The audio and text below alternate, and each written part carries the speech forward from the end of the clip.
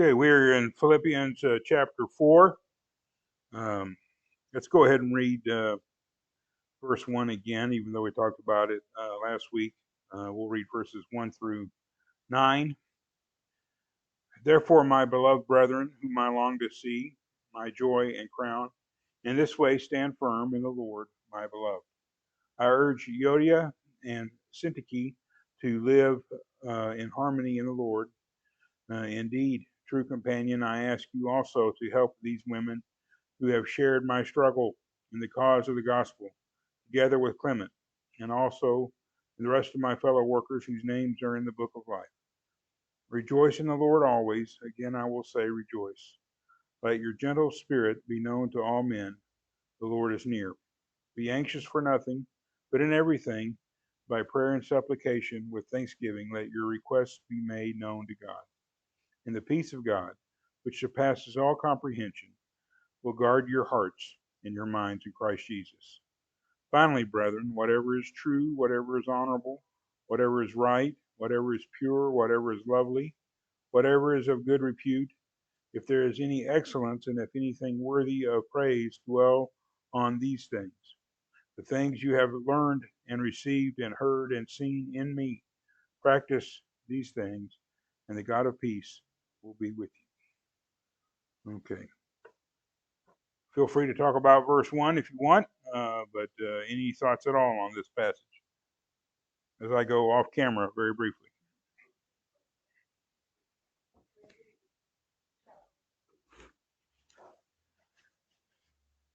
It's a what? Fitting.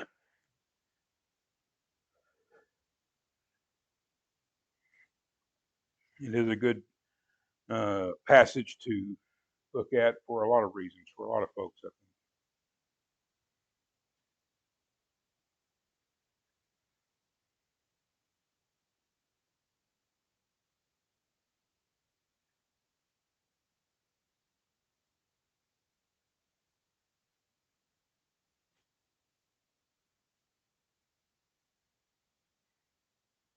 Many times it's so easy to focus on what's wrong, talk about what's wrong, discuss what's wrong, and I just,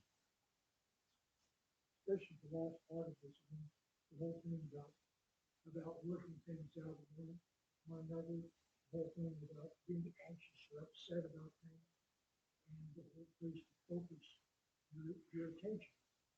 And it's just, I don't know, I think it is for other people, and for me, it's oftentimes very easy to see what's wrong in something and get my focus on that instead of what's right, what's good, what's good. It's not, it doesn't do me any good, and I really don't think it does some good for people around. Well, we're in an election year right now, and as you get into an election year, it's almost always focus. The incumbent wants to focus on everything that's going good, and the challenger always wants to focus on everything that's going bad. And that's not to tell you to always vote the incumbent. I'm not saying that at all. But usually when we look around, there's some room to improve, but things could be worse. So, and maybe they will get worse. Who knows? But the um, in the conflict, in the context of the strife between these two Christian ladies, Paul is focusing an urge on trying to focus, urging them to focus on what is good, probably what is good between them as friends, and then also what is good in the church and what is good generally in life. So,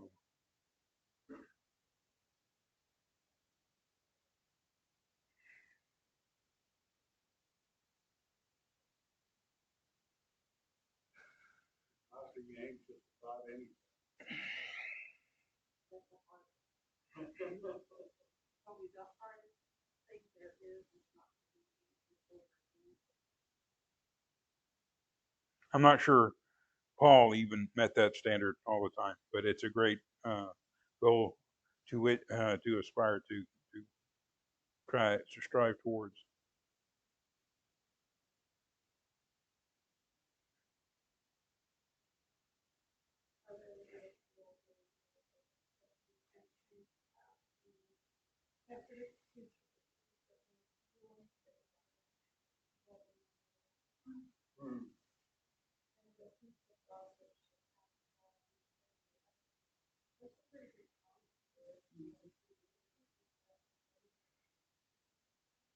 I think whenever we get in a setting, when Christians get into a setting of debating our faith with non-believers, one of the first things they try to do is take us out of the supernatural aspects of our relationship with God and try to bring us down to what they consider brass tacks and talk about the logical, the practical, and when you do that and you come at it from that standpoint, they have a pretty good fighting chance of winning the argument. But that's completely stripping our faith from what it's really all about. And I think, when people say, again, the big argument of how can a loving, all powerful, all knowing God allow the righteous to suffer? Um, one of the things we're assured of is even in the midst of our suffering, we find his compassion, we find his peace, we find his love and joy. It's not in the absence of struggles, it's right there in the middle of our struggles. And we don't get exempt from all the hardships of life just because we're people of faith. People of faith get cancer. People of faith get killed in car wrecks. People of faith get crippled in car wrecks. Whatever bad thing can happen to a human out there, it can happen to someone of faith. And your faith may be absolutely no protection against it happening. It should define how you respond to what happens. And in that response, um, we show the difference that our faith makes in our lives. There was a case a few years ago. A young lady moved, I think, from California up to Oregon because Oregon was more liberal than California, which who would have ever thought that was the case? Oregon had passed a physician-assisted suicide provision, and she had some form, I think, of brain cancer, and she was in agonizing pain every minute of every day. She just hurt badly all the time, and she was, I think, maybe in her 30s or 40s, still a very young woman, but just couldn't deal with the pain anymore, or at least thought she couldn't, and wanted to end her life in a legal and medical, I guess you would say, context. And came up here, and that's what happened. Um, and it is hard when you look at that rationally. It's hard to argue with someone who was saying she was suffering all the time. She was in pain, intense pain that you will never know all the time. And how can you argue or counsel against therapeutically ending that pain?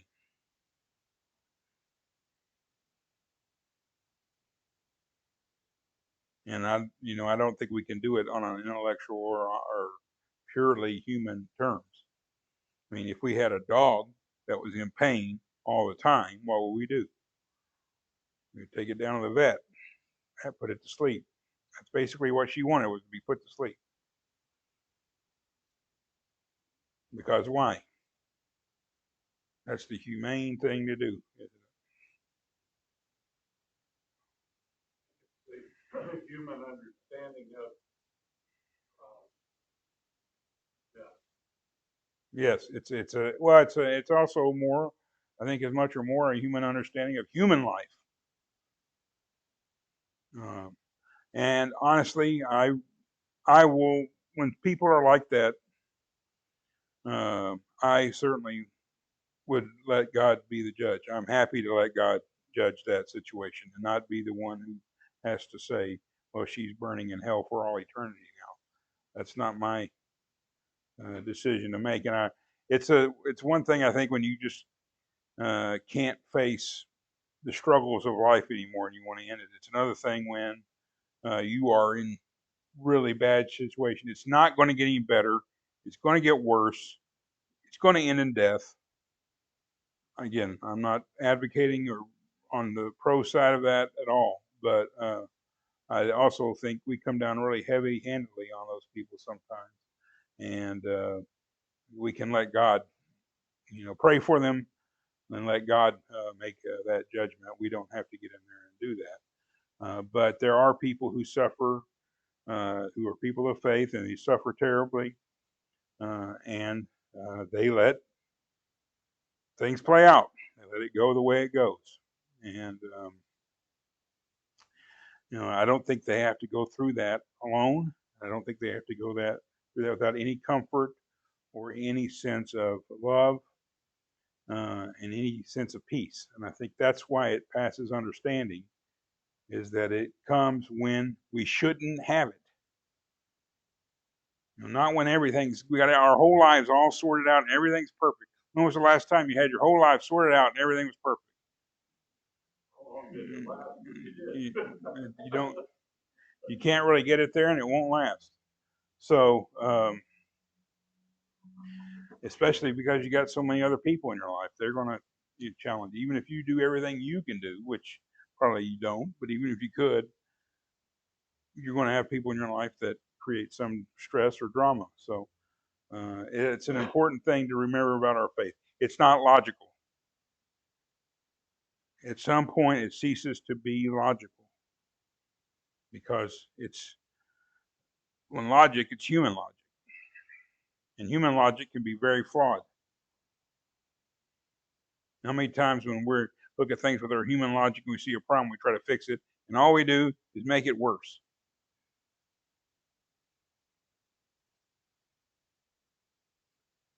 Well, in faith, sometimes we understand and accept things we don't understand, we don't comprehend, and we let, as Mary told, Mary said when she was told that she was with child by the Holy Spirit, let it be. It's just the way it is.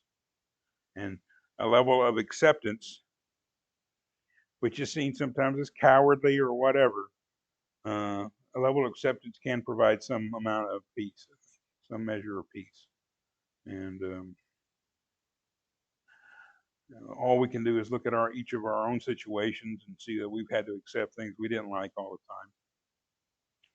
And the harder we resist accepting it, sometimes the more turmoil we have in our life. As soon as we accept it, we start healing. We start processing, we start dealing with it better. And that's not true in every situation, certainly. But even in the most distraught, we can find peace through Christ. I started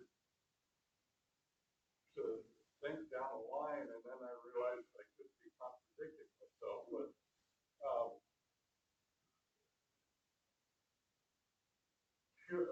I guess it's human reasoning, whether it's logical or not. But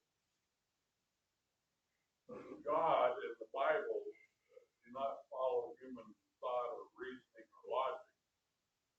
How logical it is for God to send His Son to die on the cross for us. That's not reasonable, not logical. That's the expression of His love. But yet there are other things that when you look at the Bible logically and thoughtfully, there are some things that fall into place that if you don't do that and you try to make up your own rules, they go counter again. It doesn't make sense. Like the example that first comes to mind is you're reading the book of Acts, the second chapter of Acts, and it gets down there, and Peter gets done with his sermon, and the people say in verse 27 or 37, "What shall we do?" And people jump back to earlier in the chapter where it says, "Call on the Lord and be saved." That's not logical. That's not in sequence. And so there are some things that you need to do logically, and the Bible works logically, but obviously there are a lot of things that God does that we're going to understand. Well, even Peter's response to repent, be baptized. That's not really logical. No, I mean, yeah, it's the next thing. Yeah. But baptism, there's nothing particularly logical about removing your sins by making your body wet. It's not about logic. And that's whenever we always we have a tendency to want to view scriptures through human logic. We look back at like the Old Testament laws on dietary restrictions, and we say, oh, it's basically a health code. It's safer if you don't eat pork, and all that's better for you or whatever. People around the world through millennia, through human history, have eaten pork and shrimp and things that are unclean safely all this time. And the idea of going to those people and say, take this major animal protein source out of your diet, it's unthinkable, really, to them. It's not logical. It's not, don't try to understand the Mosaic law. There are societal ramifications for sure. But to look at things like clean and unclean from a purely logical perspective or a health code perspective is to do them a great disservice, because that's not God's point. There's plenty of safe ways to eat pork. There's plenty of safe ways to eat shrimp.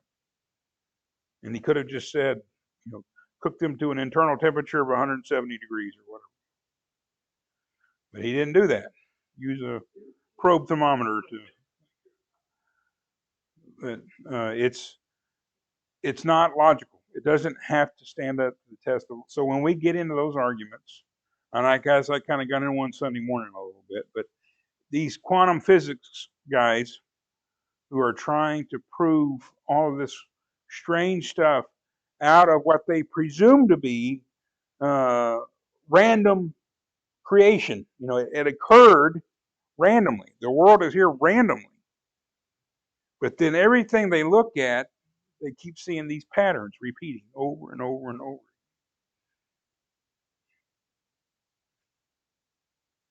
It is a way to try to comprehend creation without calling it creation, without giving it credit to a creator.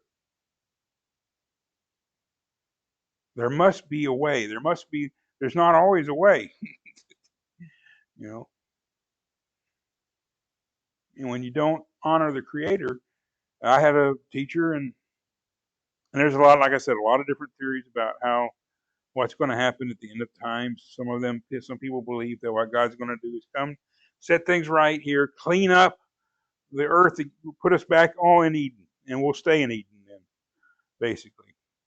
And one of my professors said, if you look at the vastness of the universe, why would God do that just to destroy it all? And that's logical. That's a question. That's a quandary. Why would you make something so infinitely large and then just get rid of it? And I don't know that that's what's going to happen. I'm not saying one thing or another on that, but I will say that if God did it to honor the Son, then there is no limit to what God can do.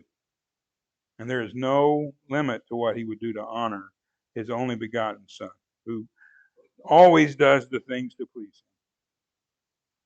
him. And maybe it looks so big and awesome and amazing to us.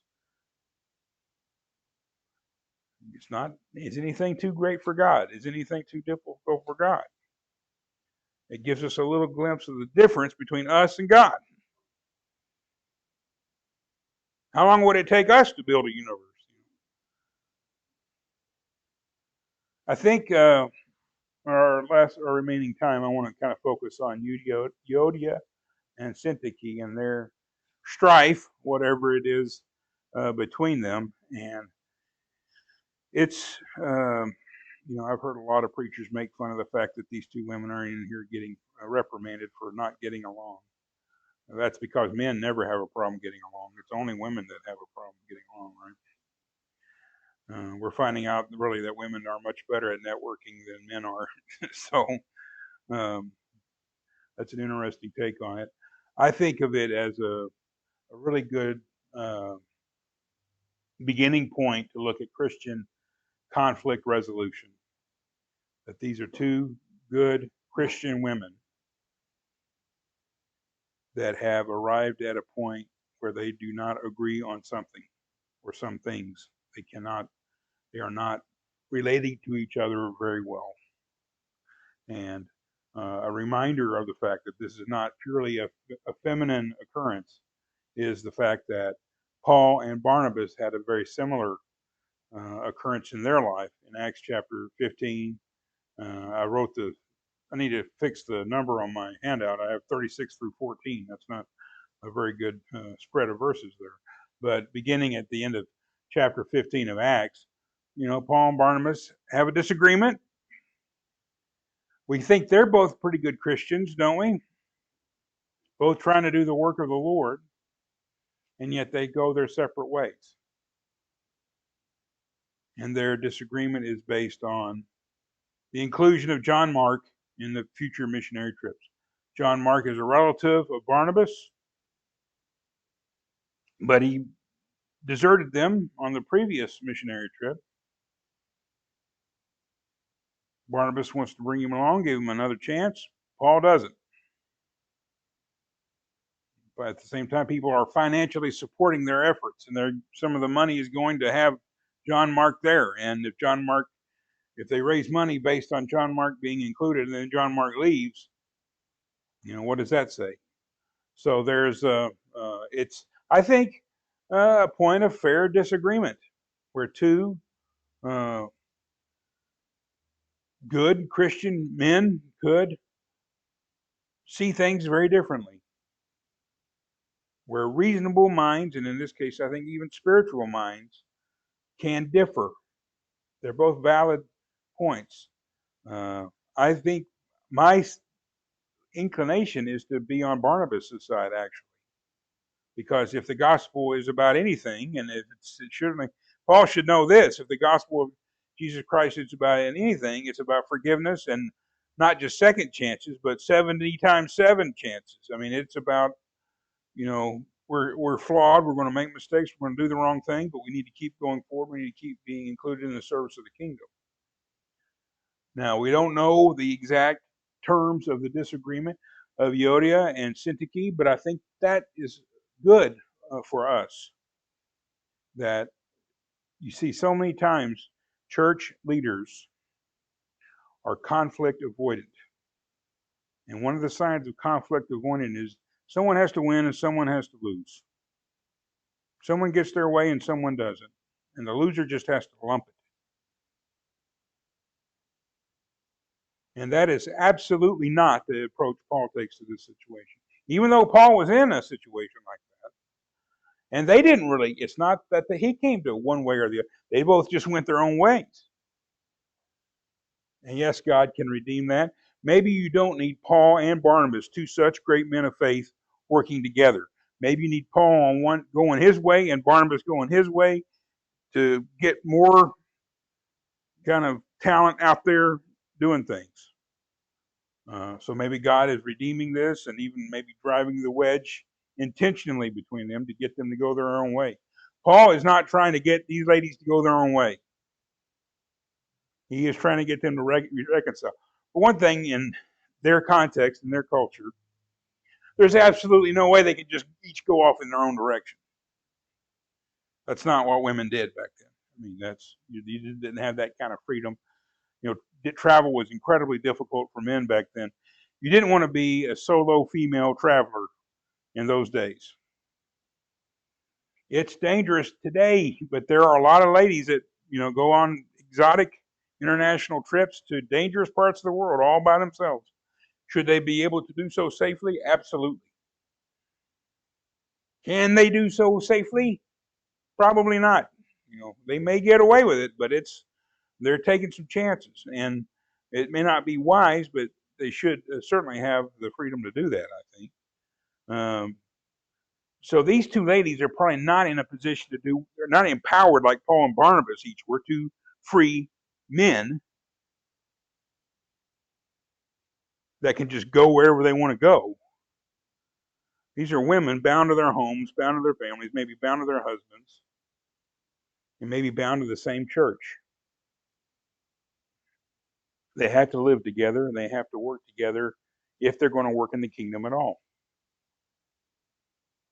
and they are valued members, valued fellow laborers, fellow workers with these other people that are involved. They have shared his struggle in the gospel. So I think rather than looking at this story as something women can't get along, oh, you can't have two women together, all that. Look at it, these are two Christians that are bound to each other, whether they really want to be or not. They have serious disagreements. And how do they go forward? Yes, sir. This commentator brings out an interesting thing that you hadn't thought about. It's he does not take sides, but encourages others closer to the situation to promote reconciliation. And as I read that, I'm thinking of instances we've heard, maybe not necessarily in the quote unquote brotherhood, but in other situations where this leader of this other congregation will tell this other group how to settle this situation. He doesn't necessarily, Paul, even though he could, through God's wisdom that he has, he could tell them how to solve this. He says, for those people that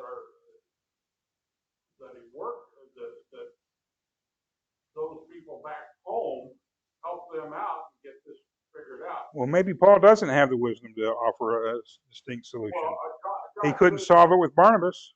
Yeah, but God could have given Paul. He could have revealed that, and Paul's had great revelations.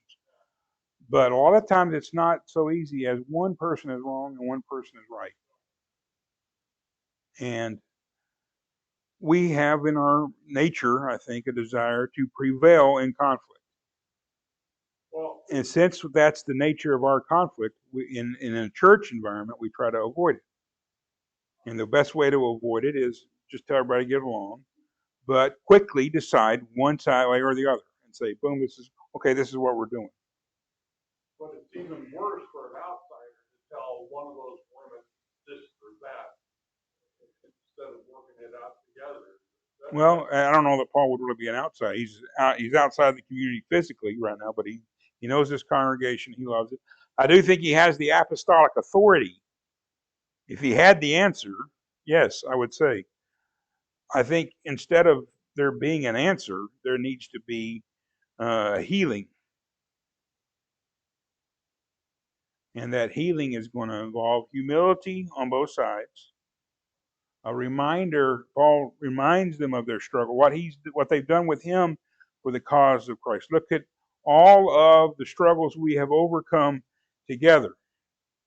And I think here's where you get into conflict resolution for marriages, for every other, anytime you've got some real history between the two parties. You come to a point in your relationship where you just can't do both sides. You can't do a win-win.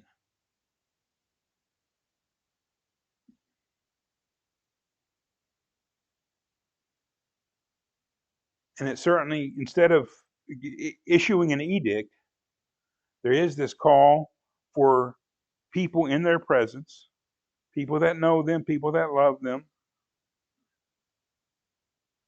to come together and try to help them resolve the conflict. And maybe what happens is, and what should happen most of the time, some form of compromise, some give and some take. And maybe there is a right and a wrong, but maybe you need to help the person who's in the wrong somehow or other save face, not be humiliated. And if you're humble, it's hard to be humiliated. But when you're proud and arrogant, it's easy to be humiliated.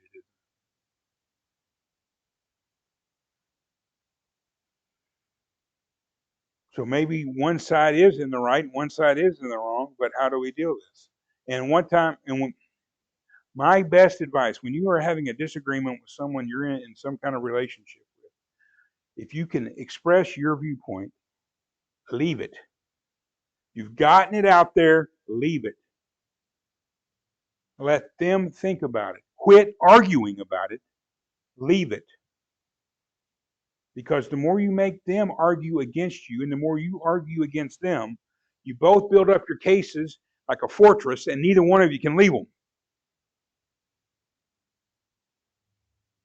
But if you can express your heartfelt thoughts one time, clearly and thoroughly, here they are.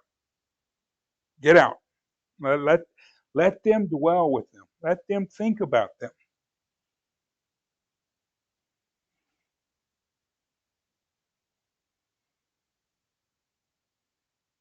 Don't make them build their case up even more, because the more they build it up, the harder they will have to leave it. And the same is true for you. It's not just them. It's not always them that's wrong, right?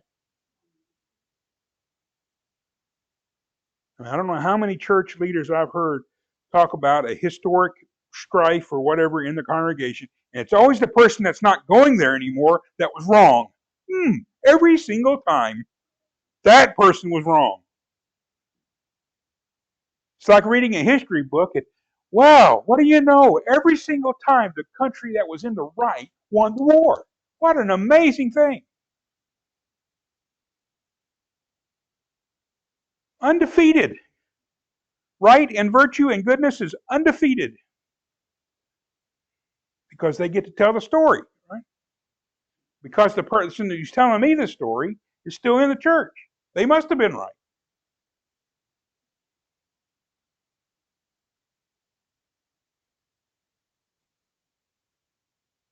God has shown through his providence that they're right. But Paul isn't concerned at all, I think, about right and wrong in this. He's not trying to tell them which one of you ladies is in the right and which one of you ladies is wrong. And again, there's the distinct possibility. And I think this really happens a lot in a church context where they both have valid points, valid concerns. I've told the elders here, I've told others, Christian leadership is largely about making good people mad. Because good people will come to you with ideas or thoughts or concerns about the church, and you have to tell them, we can't do what you want. We can't focus on that. We can't do that right now. And they go away thinking you don't care about them or their concerns. And they're not happy about it. You're not doing what they think you should do. So they get mad.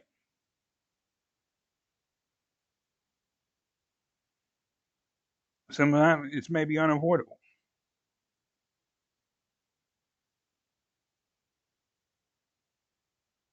That's part of it. If you can't live with that, sorry.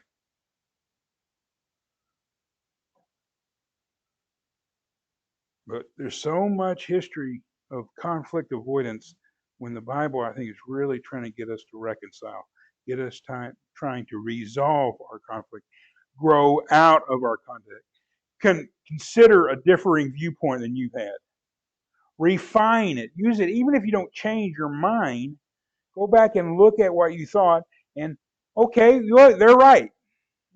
There's a point here where they're really right. I need to work on this. I need to think this through. I need to develop my theology or whatever it is. We all have our own political views.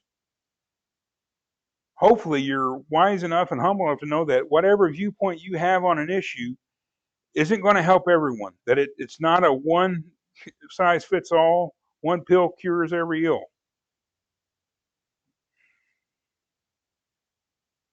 Yes, sir. It's the same what you just said. I think we're kind of hitting on what really prevents us from getting to know one another as well as we could or should, or wanting to hang out with each other as much as we could or should. We know for a fact that everyone in this congregation is agree on what is the whether it's politics or what's biblical versus what's traditional or on love. So I think there's a sense of conflict of what A conflict of what? avoidance. Of which avoidance? Conflict So avoidance? you don't open up to each other, because we already know or we suspect that this person might not agree with us. It's something we just don't want to talk about. We don't want to hurt somebody else's feelings, We and know we want to get along within the church congregation context. But beyond that, I just think there's a little bit of fear of opening up too much. I think to some extent that's addressed later on when he's talking about what are you focusing on, what are you thinking on. But I think also sometimes we don't want to really be put to the test. Maybe something is just really our preference, and we don't want someone to put us to the test on that. But I think the real strife, or the real problem with conflict avoidance is that you can't avoid it. It's not avoided. It's just there. It's not talked about. It's underneath the surface, and it's killing somebody or maybe the whole congregation from within. Mm-hmm. It's there, yes, very much. That this, and it's, I think it is wrong to avoid, to basically tell someone to shut up because we're not, even if they're right. A lot of times, the more right they are, the more they're told to shut up, just because they're not going to change. But we do have to be. It is something I think it takes two to tango on. You know, you have to have, again, a willingness on both sides, and he's urging both of them, and that's one of the keys. Both of them to love each other, to humbly serve each other, remember the relationship and what they've done in the past, and kind of hammer out some resolution. And conflict resolution allows you the opportunity to really grow. Conflict avoidance means you aren't growing. Absolutely, you're not growing. But conflict resolution can make you much more aware of and much more understanding of your own beliefs, your own identity. Do we not want to be challenged on our beliefs because we're not ready to give an answer? Well, we're supposed to be ready to give an answer, aren't we? Well, get ready to give an answer then. Humbly,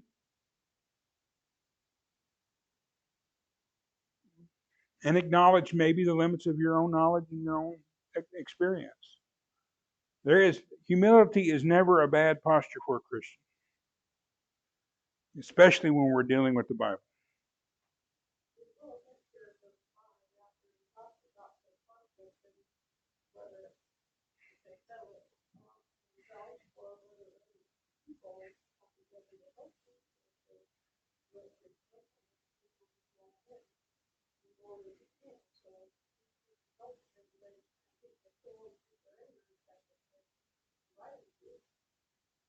There was a time not so long ago where male leaders of young males would keep two sets of boxing gloves around, and if two young bulls are kind of bashing their heads, you give them boxing gloves. Now go in the ring and work it out.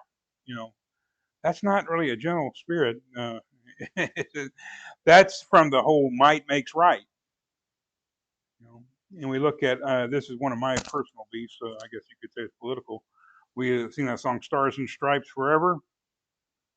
If you look at the lyrics, it's a nice little tune, dun, dun, dun, dun, you know, Sousa, all that. But the lyrics say, "By our might and by our right, the flag waves forever." So as long as we're strong enough and as long as we're correct, we get to do whatever we want, right? How biblical is that teaching, that thought? Now, like hearing the song as much as anybody else, especially around July 4th. But does America want to be a nation that's free and independent only as long as it's right and powerful enough? Or would we like to be independent and free even if we weren't right about everything and even if someone else had a bigger, better armory than we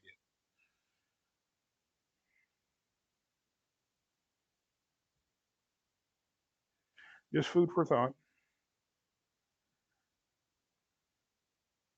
So we'll get into that some more, especially some of the individual passages rather than the big idea, the identity of the true companion and all that. We'll get it back into that next week.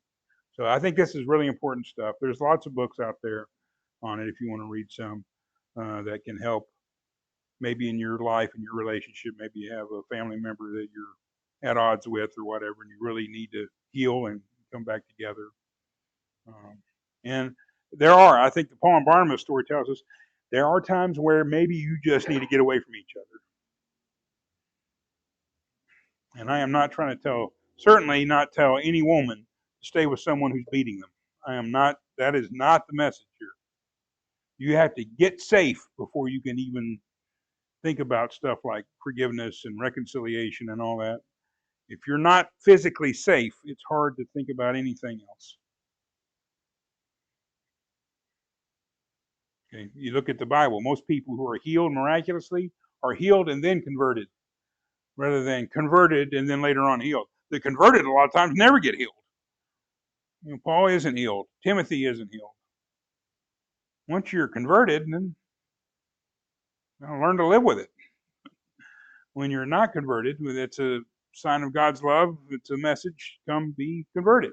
So, okay. Thank you for your attention and your comments today. And Mr.